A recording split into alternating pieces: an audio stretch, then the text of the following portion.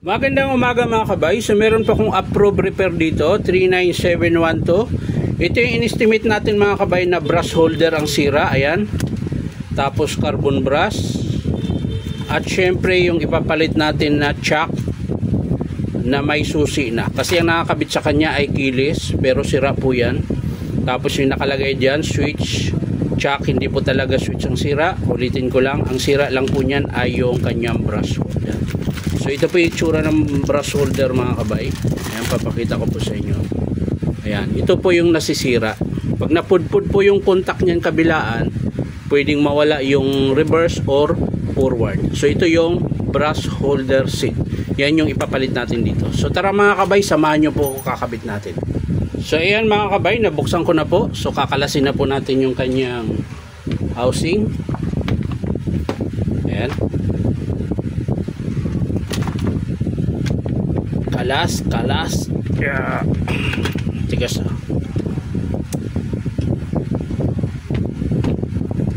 So hindi nyo po yan makakalas hanggat hindi nyo tinulak yung carbon brush. Ayan, kailangan nyo itulak yan. Labas mo na yan dahil magpapalit din naman tayo.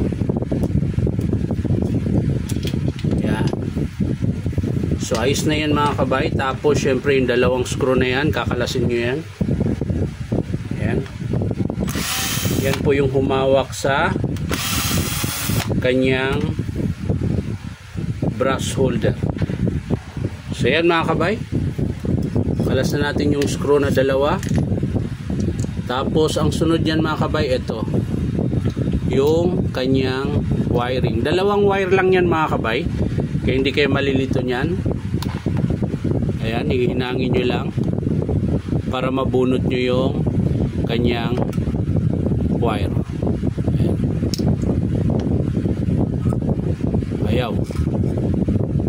Bakit ayaw? Yun. Magkabilaan din yan mga kabay. Ayan, dito naman sa kabila yung isang wire na kailangan yung baklasin para mahugot nyo yung lumang brush holder. Yan. So ayos na mga kabay. So pagbalik, ganun din po gagawin nyo, ihinang nyo lang. So ayan, yun yung dalawang wire na kukunikan natin ng brush holder. Ayan. So pag nilagay nyo yan mga kabay, ganun din kung paano nyo tinanggal. Tapos pagbalik, ihinang nyo rin siya. So anuhan lang natin to. Ayan. Lalagay nyo muna yung pula na wire. Tapos pipwisto mo siya dyan. Tapos suksok nyo yung tinanggal nating wire kanina. Ayan. Pag naisuksok mo na yan dyan mga kabay, sabay hinang. Ayan. Hinangan nyo po yung kabilaan.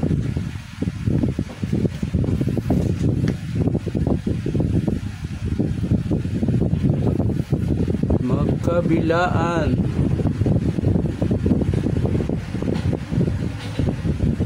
Yan. So is na yun mga kabay. Ipan lang natin. Yan. Tapos sa kabila ganun din.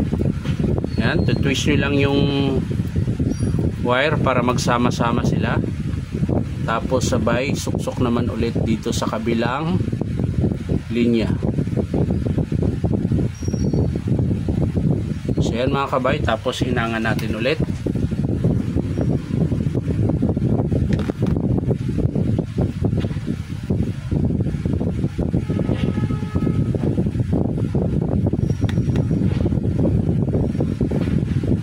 Ayan.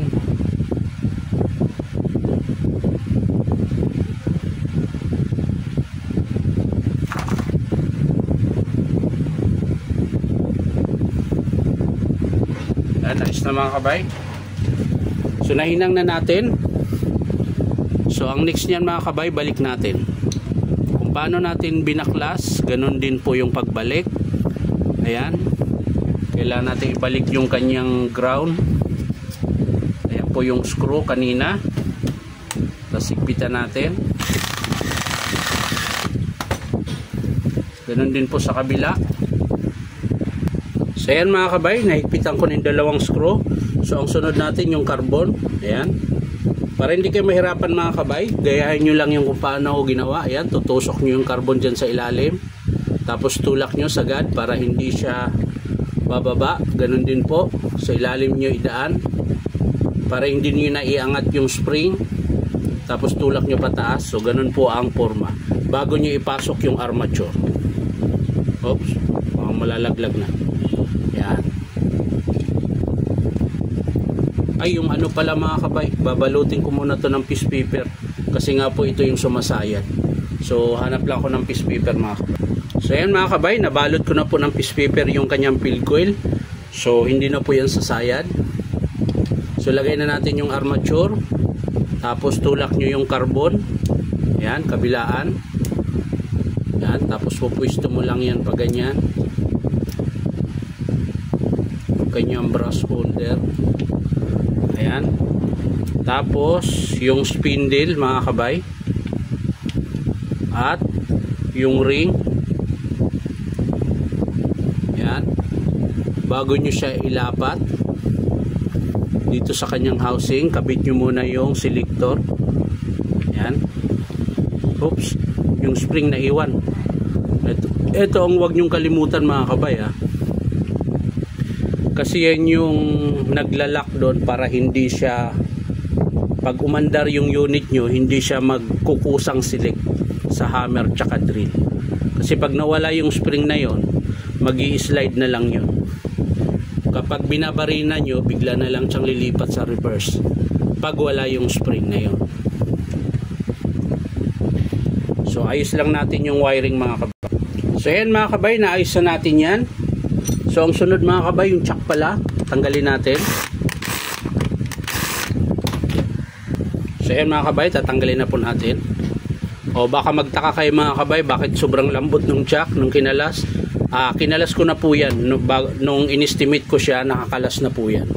Kaya malambot na po siyang tanggalin. So ito yung kakabit natin mga kabay. Ayan. Tapos sara na po natin. So ayan mga kabay, naigpitan ko na lahat ng screw, pati chuck. So titesting na natin. Kung dati mga kabay walang, hindi ko matandaan mga kabay kung walang reverse o walang forward. So ito meron na siya lahat. So lagay natin sa forward. Ayan, forward po yan pag nakaganyan, yung arrow pa ganun.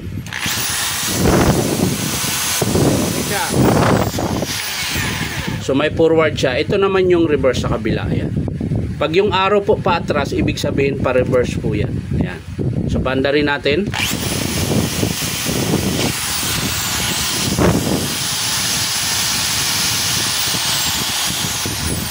So kailangan mga kabay, pag nag forward kayo, kailangan sagad yan siya mga kabay.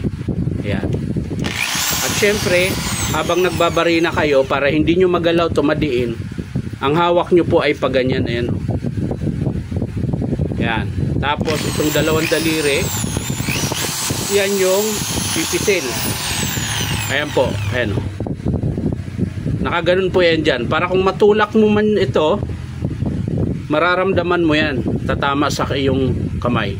Yan. Ganon po yung paghawak. Pero kung maliit daliri yung mga kabay, pwede rin naman nakaganyan. Ayan. Pero mas maganda kasing ang diin pa ganito eh. Pag nagbubutas kayo tas nakaganon yung kamay nyo, mas diin na diin nyo kaysa ganito nakakangalay. Ayan. Pero na lang kung may handle kayo, so hindi ngalay yun. So yan lang mga kabay. Bali ang pinalitan lang po natin ay chuck, reverse forward, yung brush holder kung tawagin, at syempre yung kanyang carbon. So yan lang mga kabay. Maraming salamat sa panunood at palike and share na rin po. Bye bye.